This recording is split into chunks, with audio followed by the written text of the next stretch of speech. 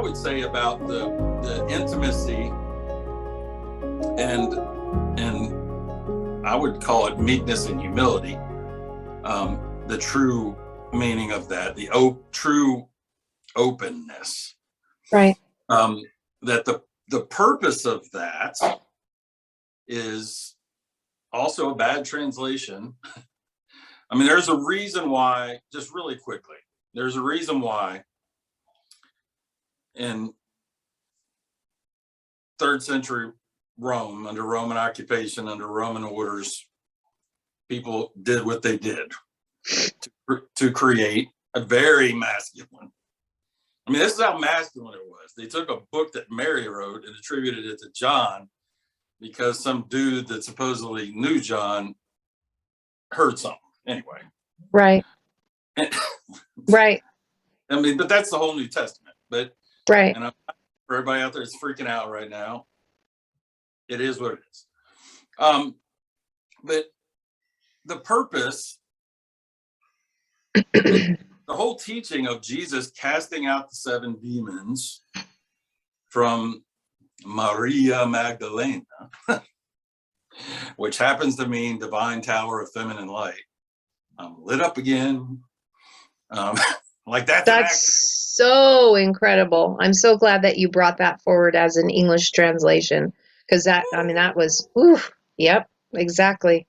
So casting out the 7 demons, but there's not 7 chakras, there's 7 energy centers, but there were 7 demons to cast out. Right. And the word demon comes from the Latin daimonia. It's right. not even a Greek or Hebrew or a Aramaic word, but in Aramaic, a demon is a constricted, a choked off chakra. Exactly.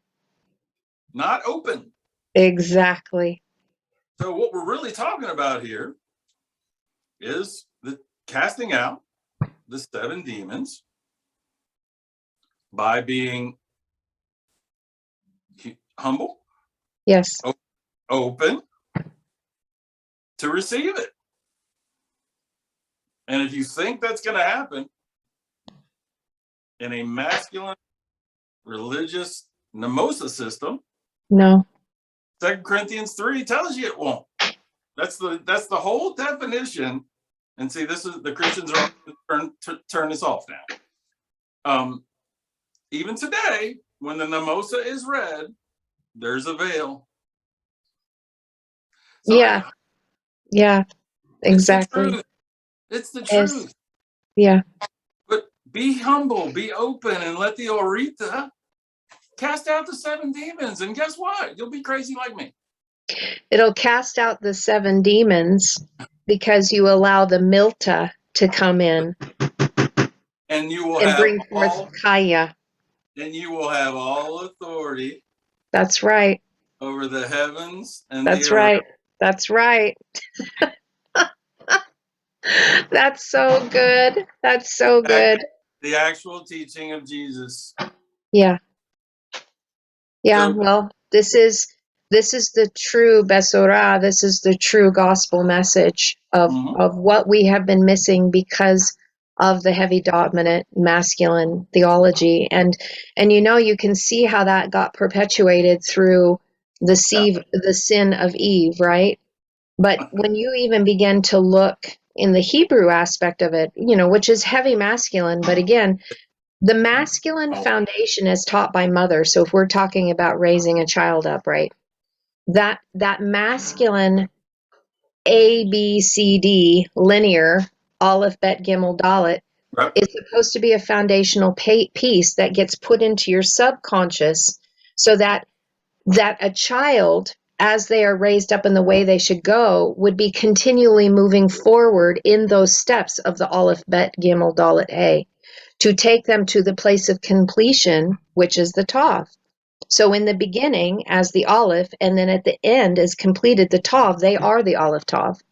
And so that subconscious programming, when it is done in the proper sense and not through the religious dogma of that which is binding, is the foundational piece that is already set to receive the divine feminine. That's the difference. And so when we teach our children that this fall of mankind was based on the sin of Eve, and that original sin was born, and as soon as you came in, you were already tainted, then we've already got a seed planted that women then take as shame and guilt. And trust me, I've had many conversations with people, and I've had to wrestle this. I mean, recently have had to wrestle with the shame and guilt connected to being born in a feminine body because it was all my fault. Right? So then you have this dominant patriarchy that comes from this system that is setting the underlying current within every woman that goes through Christianity or even the Muslim faith or even Judaism, that it has all been on woman's fault as to why mankind is in the position that it is, when it is mankind that suppressed the divine feminine that actually caused the fall and has not allowed us to rise up into the stature of the fullness of Milta as the word becoming flesh, masculine and feminine energy, through the Orita, through that law that was there before time began, before the beginning. This is why Ken talks about Adam Kadmon, the time of antiquity prior to when time started, when there was light being compressed within the blood of mankind before it was even brought forward, so that we would recognize Orita. And that's why you've seen how the structures are falling apart, because we have the toxic masculinity and we have toxic femininity, because the Orita has not been allowed to be here because we got Namusa based on the heavy patriarchy. So just kind of paraphrasing everything that we said, but seeing how those foundational pieces, once we can change that, how different, and we are changing it, but how different that will be as a structure being created. And we can see truly why the new heavens and the new earth, as a heavenly earth, will be manifested here. Because yeah, I think celestially, what we're going through right now, with, I don't want to say this word because it's not allowed, but what we're going through right now. Oh, you don't even worry about it. I mean, I know where you're going. So just where we are globally with what we're seeing. Yes. Okay. I got it. I'm picking up what you're laying down. is our celestial 80-70 moment. Oh, yeah. That's really good. And so let's, yeah. In Galatians 5 or 6, where supposedly Paul writes about the man is the head and the woman and the kids and all this stuff, which the religious masculine, yes, I'm the boss. And then Paul says something to ignore. This is a very deep thing, and I'm really talking about Christ and the church, right? So that's the bookend of I am the way, the truth, and the life. Yeah. Einana. And I don't know what the Hebrew version of Einana is, but it's one of my favorite words. It ends in na, so I know it's feminine. So something feminine is the way, the truth, and the life. And nothing goes to the Father without going through her. So I know this is a deep mystery, but I'm talking about Christ and the church. That Einana, and this is what I love to talk. I mean, and anyone who will sit down with me alone, not on Facebook, not in public, just me, you, whoever, in a room together with Oreta and Milta and whoever else shows up to the party. We're going to talk about what Einana is, and how Einana is the way, the reality, the truth, and the Haya. And we'll just take it from there, and then you can decide if you want to go back out the door, and the rest, as I say, is above my pay grade. I'm not worried about, because my Father's not ever going to roast you like a marshmallow, not even for a second, much less eternity. I'm not worried about saving you from anything, especially not Father.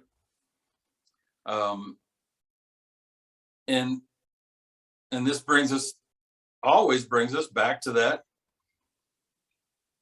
conversation with the scribe. And maybe we can kind of wrap up on this, is that, people who want to be dogmatic and religious, I've never had anybody answer this question. And the question is, did Jesus lie to the scribe? Say that one more time. Did Jesus what? Did Jesus lie to the scribe, who asked him, teacher, how do you get your hands on eternal life? He didn't say anything about a cross. He didn't say anything about following any laws other than Oretha. But here's the part of that, because I think it's a perfect illustration of somebody knowing Namosa, the end of the finger, the cat, and not seeing what it's pointing at. When he says, what does your Namosa? I can never get an answer to that either, by the way. Why is Jesus always saying your law? If the law is from God, nobody, I don't care, a Calvinist, whatever, nobody could ever explain that to me. The Calvinists would just tell me I was born in sin and obviously can't figure it out. But Jesus is saying, what does your Namosa say about that? And the scribe says, well, it says love God with all your heart, mind, soul, strength, and love your neighbor as yourself. And Jesus said, what you have said, those words, that Namosa, those things that are symbols of symbols pointing at the reality, is correct. Do that. And you'll have Haya. Experience that. Be that. I wish and he may have said that. Be that. Yeah. And you'll have Haya. Right. And Haya in Aramaic, and in that culture, especially ancient Aramaic, which is why I love that a lot of the Apocrypha that's, I think, older, the oldest stuff we have. That's why I love the Essene Book of Creation, because it doesn't say before the beginning like the Peshitta does. It says, Bereshit is before the beginning. In the Essene Book of Creation, it means without a beginning, which is why I posted that and tagged you. It was so good. So good. Without a beginning, Oretha creates Haya, which is what Jesus was saying to the scribe. Because if Oretha creates Haya, he was telling the scribe, without Oretha, you can't know Haya. And like we talked about earlier, there's a lot of people out there looking with deer in the headlights to that, going, what in the heck are you talking about? And I get it. I know. 10 years ago, I would have turned this off a long time ago. Oh, I know. Me too. Me too. So just to help clarify with people, Chaya is life. It's the word for life. And just if I can add this here, that word in its root does not have the aleph on the end of it. It like life is when you become one with the Creator. That is what true life is. And so I find it interesting that nomosa, right? Nomos is the Greek word for law. But when Yeshua or Jesus is talking about your law, he does add the aleph on the end of it, saying, go and do these things because it should lead you into oneness unity. Go and do it. That's the whole point of it. But if you have to come through laws, rules, regulations, because you're so unruly, you don't even realize that you're one with one another. So we have to create these fence laws so that you can be safe with one another, because there is spiritual gravity that is attached to this. Yeah. And as you proceed in your maturation, you are all going to come to the place where you understand that I and the Father are one. You and the Father are one. We are one. But it's going to take you a lot longer journey if you stick to man's laws instead of just bypassing that and going straight to Orita. Right? It's just a longer journey, but we're all going to get there. And so having Orita that is already there as established as the benchmark, right? It's already there, the covenant of one, this light, let there be light. Let there be Orita. I had a conversation with my friend Emery here the other day that I'm releasing on the YouTube channel in bits and pieces, which I'm going to do on this one too, because it's too long. There's too much information here, and I don't want people in their microwave mentality to just stop because they see the video is going to be like an hour and 15 minutes or an hour and a half, and they're freaking out because of the time element of it. I want to be able to break it into bite-sized pieces so that people can comprehend everything that you've been sharing here in our conversation that we're having today, because it's so important to be able to connect to this. So the Namusa will lead you to oneness unity if you don't camp there as a religious and spiritual ego. If you're not a cat. That's right. I just look at it like it's the end of a finger, and you're humble enough and meek What is enough. it pointing to? What is it pointing to? You know what I find interesting in there too, just if I can share this, because you know I'm obviously you've heard enough of things that I've shared, you know how much of a letter geek I am. The symbols that are a symbol, right? So Namusa has the Semek in it. And Semek can be two things. It's either going to hedge you in and pierce you with thorns and keep you from moving, or it's going to be the same thing that is the signet ring and the wedding ring that props you up. And so dependent upon where you are at, if you're looking as a cat at the finger, or you're looking in the direction it's pointed, you're either going to be hedged in and pierced, not allowing movement, or you're going to find the propping up and supporting of that which is giving you the signet ring of authority to move into the oneness unity. It's totally dependent upon where your heart in that position of, like you said, with meekness and humility, of what is pulling you forward. Are you into the separation and division, or are you wanting to come into the fullness of the expression of Orita, or stay in Namusa until you get to the point where you're like, there's got to be something more? Well, let's end with this, and maybe we'll use it as a blast-off point for another video in the future. I'd love that. But what you just said there, returning to the oneness, one of my favorite Old Testament scriptures is Genesis 11, 1 through about 11. Speaking of returning to oneness, and I've never geeked into Hebrew like you have, but I would love to geek into Hebrew on this scripture, because at the time, the Tower of Babel incident, it says the whole earth. Now, in my brief look at that, earth meant everything, not just a patch of dirt. Spoke one language. Yeah, exactly. Exactly. But then something happened, and I contend that this is another just description of us just going from what I call second density consciousness into third density consciousness, where we experience separation. I think there was a time before that where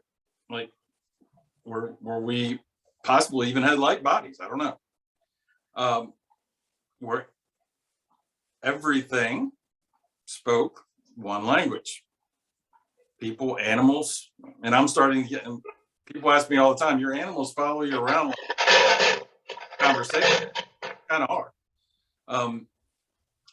But then something happened, like a change in consciousness, where we experienced separation. Countries, governments, Namosa. And it's through that experience now that we are desiring. I don't even know if return is the same. It's not. It's just a, maybe we've been just in a third density dream. Well, you know that time to wake up.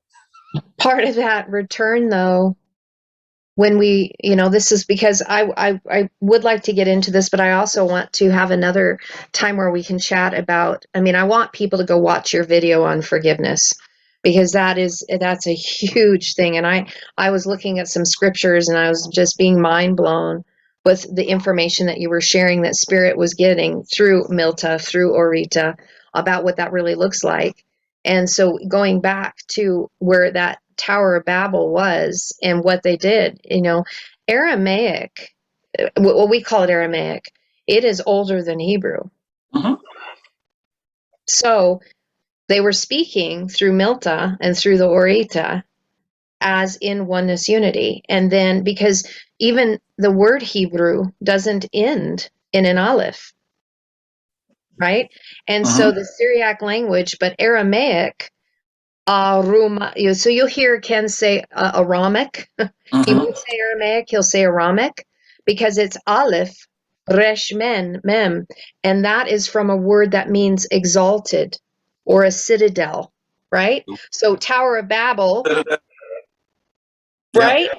Aramaic, the one language that is an exalted language because of the frequency, because it does affect through cymatics and affects matter and affects our DNA.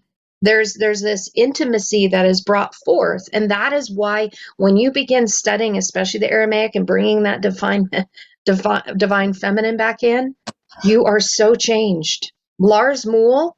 So if anybody knows who Lars Moule, huge studying in the Aramaic. Neville Goddard, huge studying in the Aramaic. So anybody that has had these influences, and Dale, talking about Dale. So Dale would be the modern day, right? Because Neville Goddard isn't here anymore, but we still have Lars Moule with us, and we have all these writings of what they're trying to get across to us in an inferior language of English that has no vibratory nature. But yet it's called the alphabet, the alpha language, because it costs you to submit. It isn't Aramic. It isn't Aramaic. It doesn't rise you up.